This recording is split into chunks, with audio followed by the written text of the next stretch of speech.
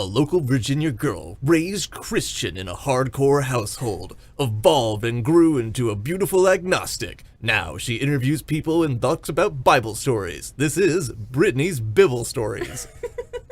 Something like that. Lift me up, lift me up, lift me up, lift me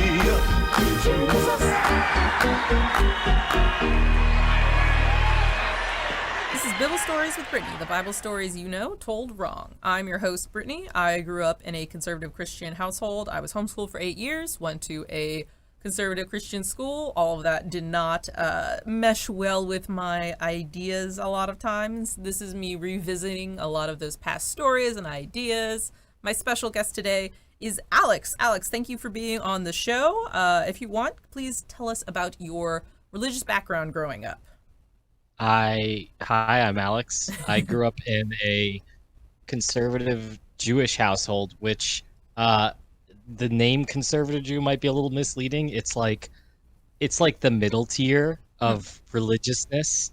You got the reform ones all the way at the bottom. They like super hippies, and you've got the Orthodox, and they're all the way at the other end. They're like your crazy evangelicals, and we're like the middle ones. So. Yeah. We didn't keep kosher, but we did go to services every single Saturday, which sucked. Yeah, that's it. It's Jewish. It's just a plain old regular Jewish. All right. Yeah, that's funny because when I say conservative, I usually mean like on the more extreme end of Christianity. So that's an interesting linguistic difference. What would you say your current religious beliefs are? I mean, really technically agnostic, but atheist leaning.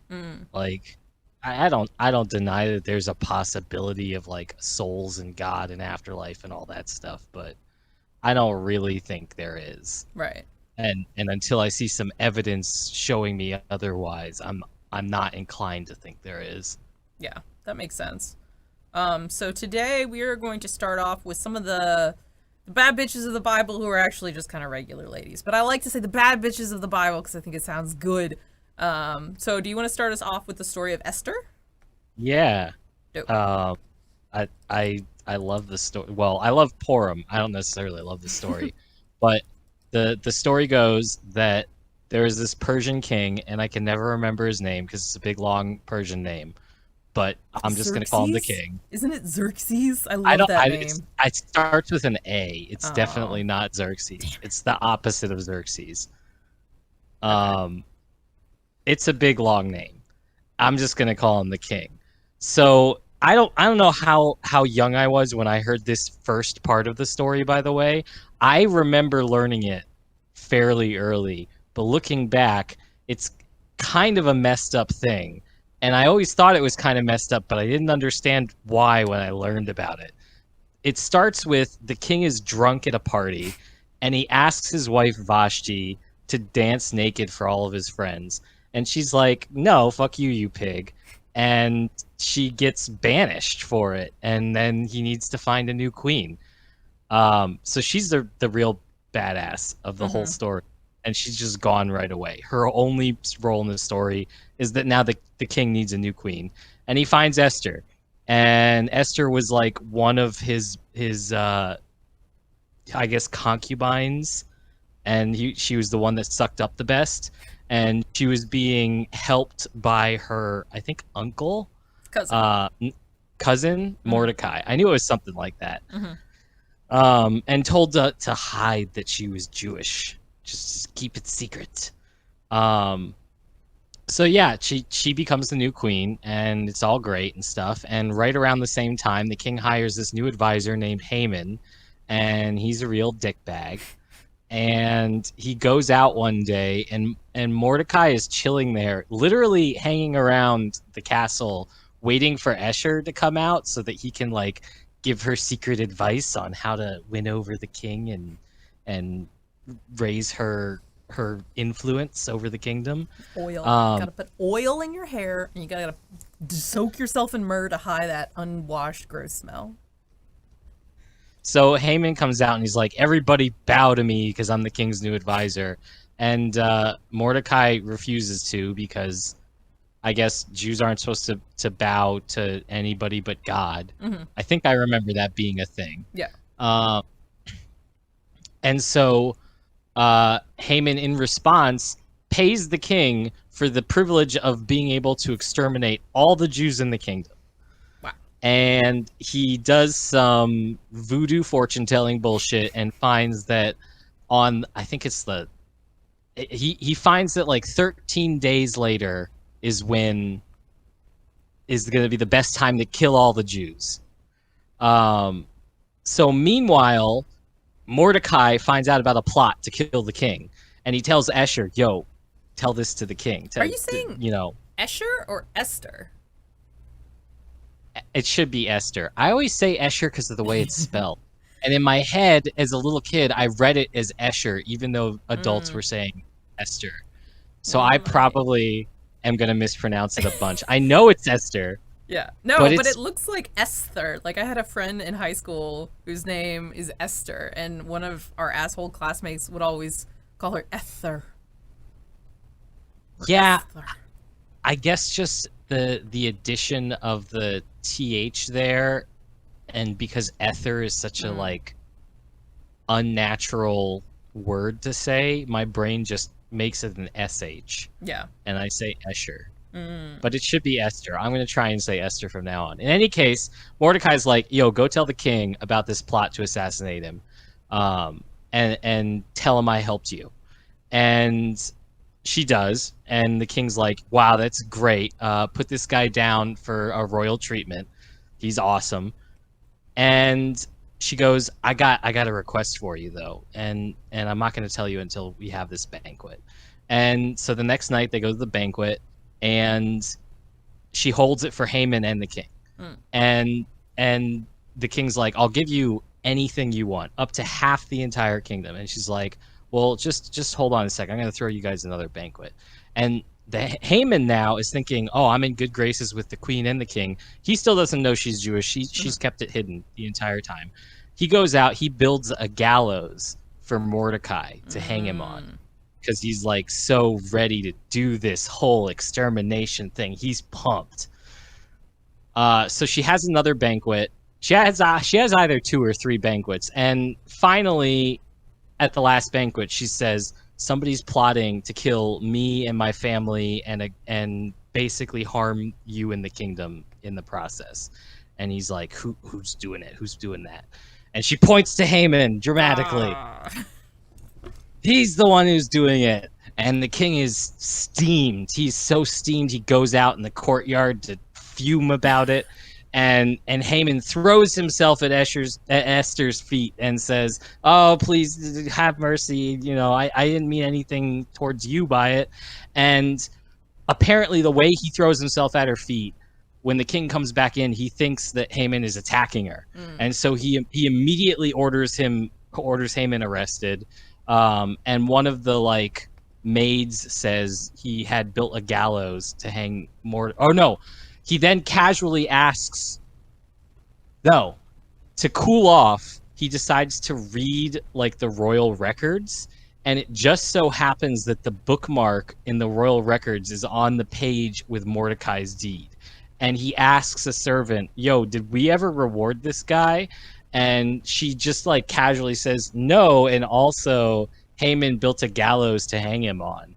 And the king is like, well, hang Haman on those gallows. And then this is the part that I looked up this story to refresh myself before this. And this part I do not remember learning about.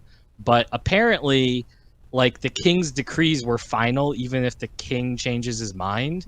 So the decree that the Jews could all be murdered on this one day was still set. And so to make up for it, the king made another decree that the Jews were allowed to defend themselves, and then the next day that the Jews were allowed to retaliate against their attackers. And so that happened, and then everybody celebrated and ate. What the fuck? That's wild. Yeah, and none of it matters because Purim is the best holiday ever, and the story does not matter at all. What do you do for Purim? It's basically Jewish Halloween, combined with a carnival. Everybody gets dressed up in costumes, and they have the retelling of the story of Purim. And during that, anytime you say Haman's name, or the storyteller says Haman's name, everybody makes a bunch of noise with these things called groggers. Groggers? Yeah, they're called groggers. You should look it up because it's hard to explain what it is, Oh my but God, it's just a I noisemaker. All right, go ahead. So it's to like blank out his name from history. Huh. Every time his name is spoken, you make a bunch of noise. And then the other cool thing that they do is Haman apparently had either a tri-pointed hat or pointy ears or both. But we make these cookies called Hamantaschen that are meant to represent the triangular part of Haman. It depends on who you talk to, which part that is, whether it's his ears or his hat or both. But they're the best cookies ever, and I think they would go really well with tea, so I wanted to tell you about them. Dude, I've made these before. I had no idea that's what they were called. I just thought they were like triangle pastries. They're so good. Yeah, because they have like the jam in the center. Yeah, exactly. So we have those, and everybody dresses up in costumes, and they like bring a carnival into the synagogue. They have like a bunch of carnival games inside, and some synagogues I've heard of will even bring in like small carnival rides into the parking lot. But you know what I mean? Mm-hmm. The ones that like they can drive in on a truck and set up and like and it's just this big old celebration with like it's a full-blown carnival, which as a kid is awesome. You'd like play games and get tickets and get prizes. And everybody's dressed in costume. What time of year is Purim usually? I want to say it's in the spring. It's been so long since I properly celebrated it. Is it like usually just for like kids, or do adults celebrate too? I mean, the adults are there. If they have kids, but I mean like adults without children. Okay, I was totally off. It's in February. Oh. I was in the opposite side of the year. It's almost spring. Yo, okay, so I was totally right. His name is Xerxes. It's Xerxes. Xerxes.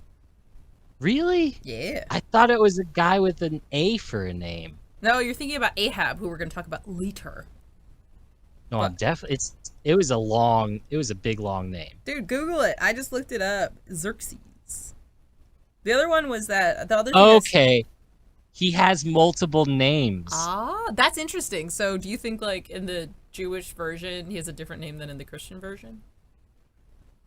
Maybe. I mean, definitely. I remember he's got like two different A names. If you look up I'm on the wiki page for it, and it says Haman was the royal vizier to King Ahasuerus (Xerxes I) or Artaxerxes I of Persia.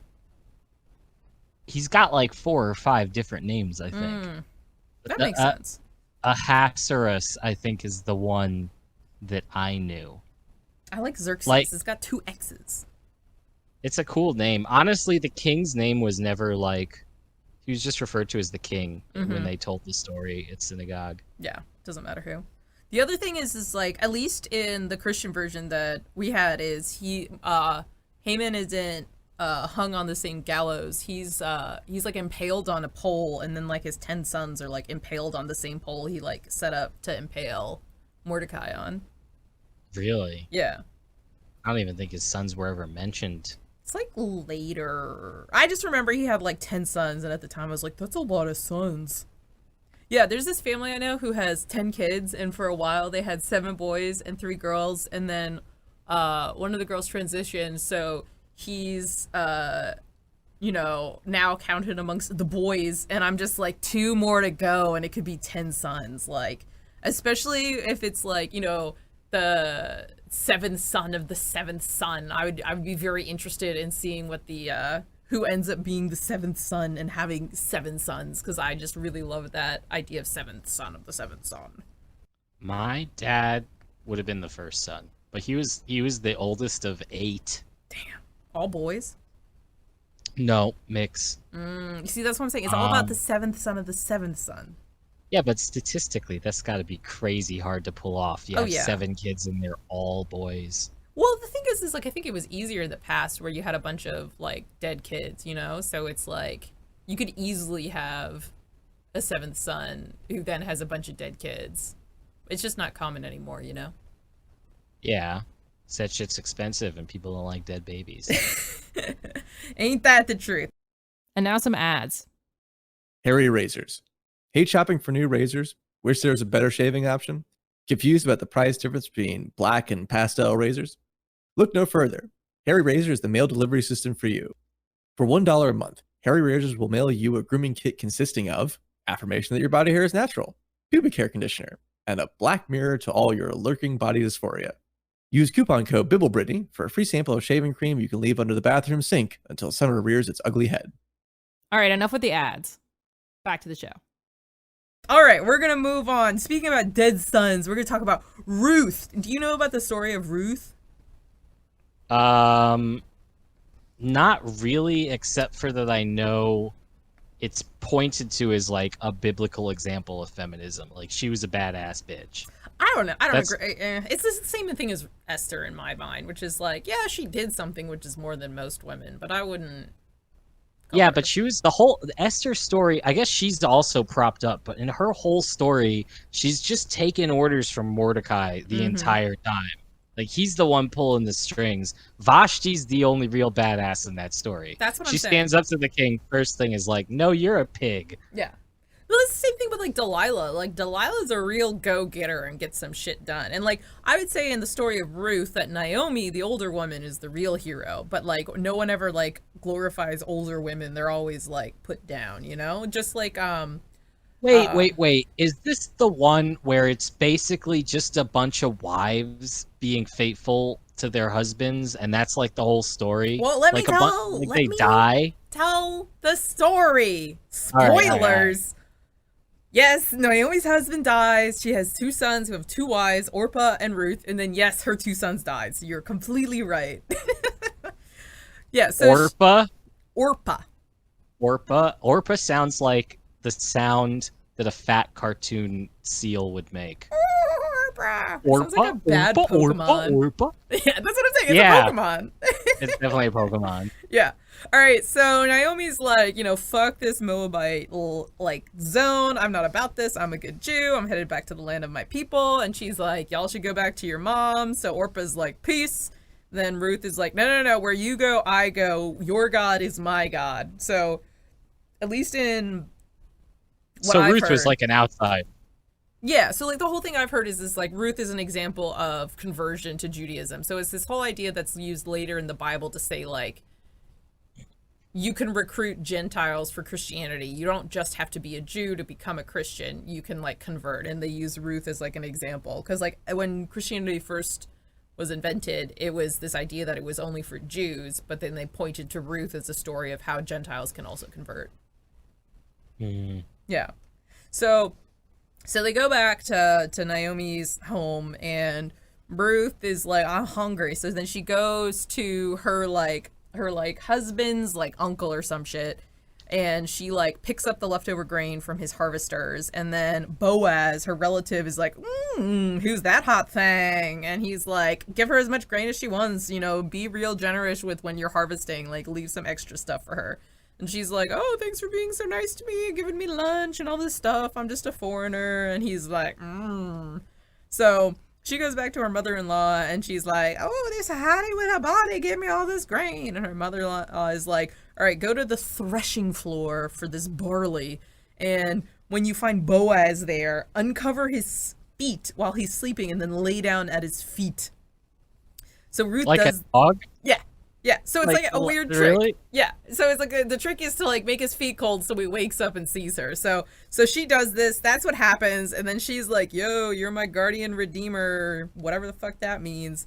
And he's like, what the fuck are you doing sleeping at my feet? And she's like, well, what are you going to do to help me? My husband's dead. My mother-in-law's husband's dead. She's not going to have more sons, so I can't marry any of her sons. And he's like, ho, but there's another relative who's closer to you. So he goes to that other relative, and he's like, you want to buy this land? And the dude's like, yeah. And he's like, well, you got to marry Ruth. And he's like, never mind. I don't want to marry this Moabite lady. So then Boaz buys Naomi's husband's property, and then he marries Ruth, and then they have a son. And this is important because her son is the father of Jesse, who is the father of David, of the one who took down the Goliath and then became king and all that other stuff. So The guy with the star. yeah, the Star of David. He's descended from Ruth. That's like the whole thing. I think I used to know a fact about the thing you were talking about with the leaving the grain. That was like a specific thing they had to do. And I can't remember if it's that I think it was either they had to leave a certain percentage just unharvest, or it was like anytime the workers dropped anything, they just weren't allowed to pick it back up. It was just left. And the assumption was that anybody who was poor and needy would come to the field after they had harvested proper and get whatever was left over. Exactly. So that's what Ruth is doing, is she's poor, so they're harvesting whatever's left over. So that's the idea of the harvesters, is like whatever falls isn't yours anymore. I always thought it was interesting how you had in these ancient civilizations, you've got these laws built in for the poor. Like beggar was literally a job then, they had say job. Yeah, they were very like maybe not a position in Jewish culture, but like in ancient Greece, there were like rules associated with it and things you could do and you couldn't do as the beggar, as the person being begged to. Right, but I would say that's less about like a job so much as like a caste, because that's what it sounds like to me, where it's like if you find yourself in the caste of a beggar, then these are the rules of what you can and cannot do, you know? I guess that's fair. If you don't choose it, it's not really a job. Yeah, because I would argue like even now when it comes to beggars, there are certain rules in place that aren't necessarily like written out like laws, like I assume it was back in the day, but it's like there are like habits where it's like, you know, they have a sign, they're in a well-trafficked area, they have to be nice and say thank you. There's like certain expectations around begging. I'm pretty sure the grain in the field thing was an actual codified law. Yes. So yeah, that is interesting. There's a codified law. I mean, especially if you consider it from like a legal perspective versus a religious perspective, where it's like, my understanding is that in Islam, you're supposed to give money to whoever asks for it. So even if it's like $1. But that's socialism. Everything's socialism. You're giving people food stamps now. Tell them to go out into the fields and collect some grain. I'm sure that would go over really well. If you just leave them grain to collect, then they'll never learn to grow their own grain, and they'll be dependent on you forever. Exactly. We need to be like independent. Just like Ruth, she's dependent on a man.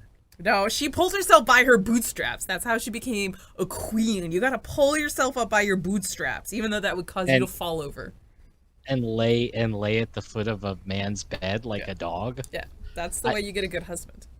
I get that, like, there's implications of the story involving, like, what happens to a woman in society back then when she doesn't have a husband and can't own land and all that stuff. But it's such a bleak freaking story of just, like, a couple women and the men in their lives die and they're just left destitute and struggling until another man comes into their lives. They have land. Naomi has her husband's land, but she can't do shit with it. She can't sell it because she can't own things, even though it's like in her name technically. And it's like that idea, like when you buy this land, you buy this wife too. So it's like you can't have this wife unless you buy this land. It's just like horrifying.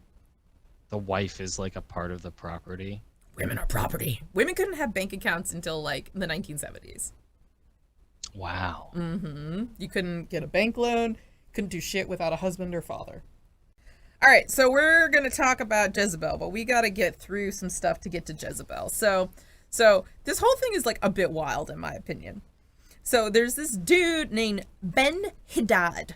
So he is not about the Israelites. He's attacking the Israelites. The thing to understand is that at this point in time, it's like judges. So the Israelites aren't all just Jews. It's like the Israelites and the Moabites are all under one king at the time, and it's causing a lot of problems. So you got this prophet Elijah, who's just been raised up by God, and he's pissing people off left and right. But there's a lot of other prophets at the time as well. I think if it's the same one, there's an Elijah in Judaism too. Yes, it's the same Elijah. It's the same Elijah. Cool. Mm-hmm. Yeah, dude. I love know. Elijah. I know he exists. Dude, he's dope as fuck. I love stories of Elijah. He's just wild. I know that for Passover we leave out a glass of wine for him to drink, and a common thing is that, like, you send the kids on a scavenger hunt basically, and then one of the adults, normally the one sitting at the head of the table, drinks Elijah's cup. And then when the kids go back there, you tell them like, "Oh, he came and he drank it, but he's invisible, so you can't see him. But we saw the cup get emptied magically." I mean, that makes sense. Like, Elijah never technically died. He was raised up to heaven in chariots of fire. Huh. Yeah, I love that. But okay, so that was the thing about Passover though, because that's about the Spirit of God coming down into Egypt and killing all the firstborn sons of the Egyptians, and you have like the blood of the lamb. So why is Elijah involved in the Passover? My understanding was that it was all about the Egyptians and the Spirit of God. I do not know why Elijah was involved. All I know is that every Passover we had a cup that was Elijah's cup, and it had a little bit of wine in it. And at some point when we were away from the table, Elijah would come invisible and drink the cup. And that was the thing that happened every single Passover.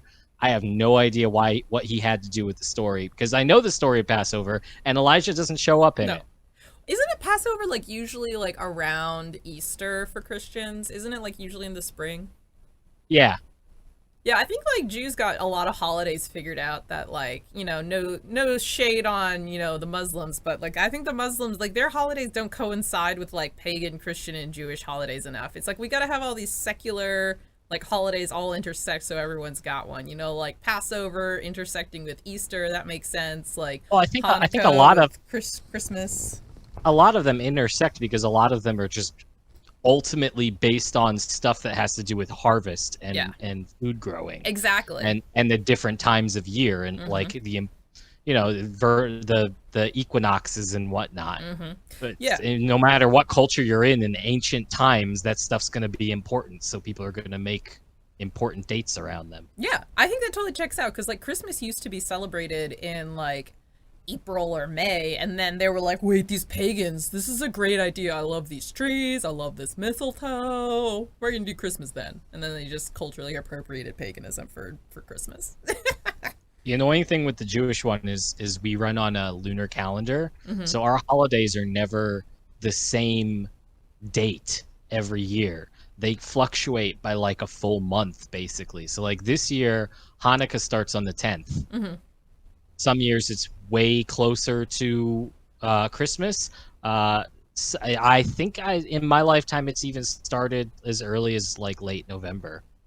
Yeah, I mean, I know that Easter is related to the lunar cycle for Christianity, but then there's also like Eastern Orthodoxy, which has a different calendar. I think theirs is like 2 weeks earlier or something. They have like a slightly different date that they celebrate it on. But I think that's the only Christian holiday that's related to the lunar cycle.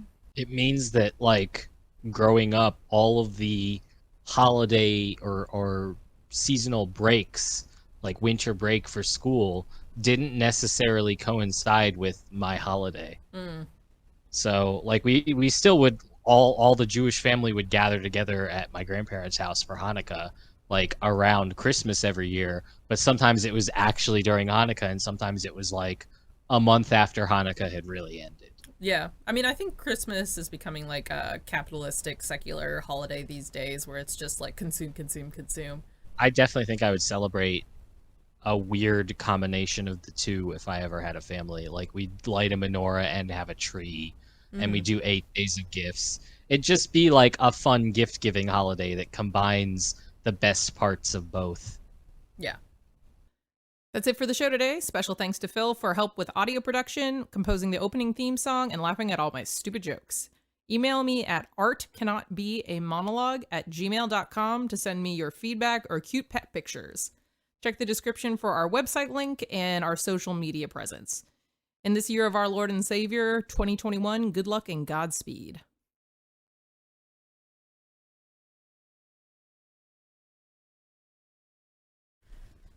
I don't know how to do sound. I need a big strong man to figure things out for me. I've got a little lady brain.